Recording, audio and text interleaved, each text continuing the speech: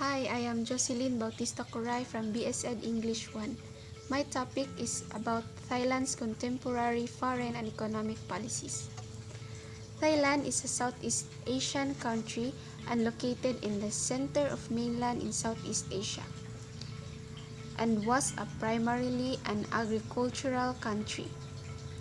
The official name of country is Raja Anachak Thai, in English, Kingdom of Thailand. The form of government is a constitutional monarchy with a 220-member interim legislature. The head of the state is the King Maha Vajiralongkorn, and the head of the government is the Prime Minister Prayut Chan-o-cha. The baht is the official currency of Thailand. The issuance of the currency is the responsibility of the Bank of Thailand. Thailand had one of the world's fastest growing economies. By 1990s, Thailand was considered to be part of a second wave of newly industrializing country. Unlike Japan and some of the first wave NICs, Thailand relied on an independent central bank and other government financial agencies to create the proper conditions for the economic growth and left it to the private sector to make a specific business decisions. The country was never brought under European colonial domination. Independent Siam was ruled by an absolute monarchy until a revolution. Since that time, Thailand had been a constitutional monarchy, and all subsequent constitutions have provided for an elected parliament.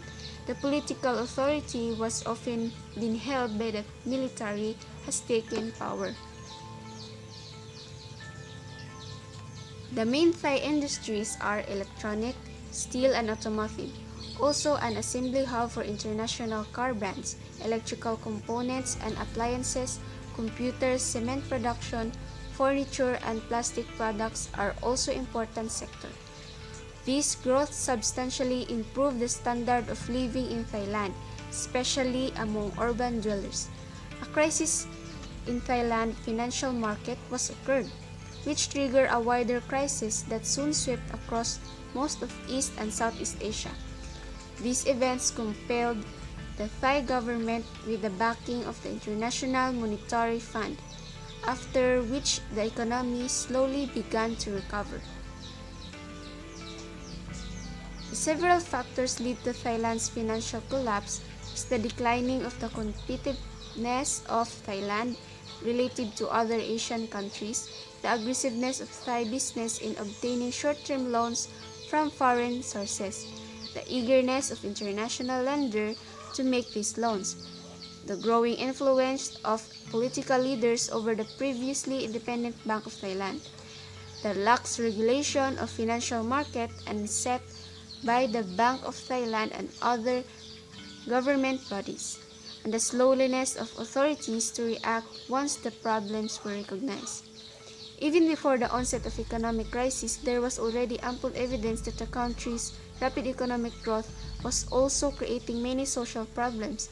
Examples are increasing the environmental pollution and degradation, a widening gap between rich and poor, the urban traffic congestion, the growth of slums and overcrowding in the cities, and the emergence of HIV epidemic.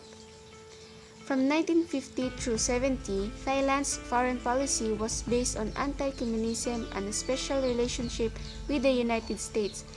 The withdrawal of American forces from Vietnam and the establishment of communist regimes of Vietnam, Cambodia and Laos spurred Thailand to reassess its foreign policy. And since 1980, the emphasis had been more on promoting economic relations than on security. The relationship with the United States has been downgraded, and closer ties have been forged with Japan and China. Following to the end of Cold War and the disintegration of the Soviet Union, Thailand began to encourage regional trade relationship even with its former enemies. Thailand participates fully in international and regional organizations. Thailand was a member of Association of Southeast Asia Nations and APEC. Although ASEAN have not evolved into free trade bloc, by early 21st century, Thailand had become increasingly oriented toward other Asian countries, which its economic relations had been strengthening mostly in China. Thailand had a mixed economic system in which there is a variety of private freedom combined with centralized economic planning and government regulation. It has developed close ties with other ASEAN members whose foreign and economic ministers hold annual meetings.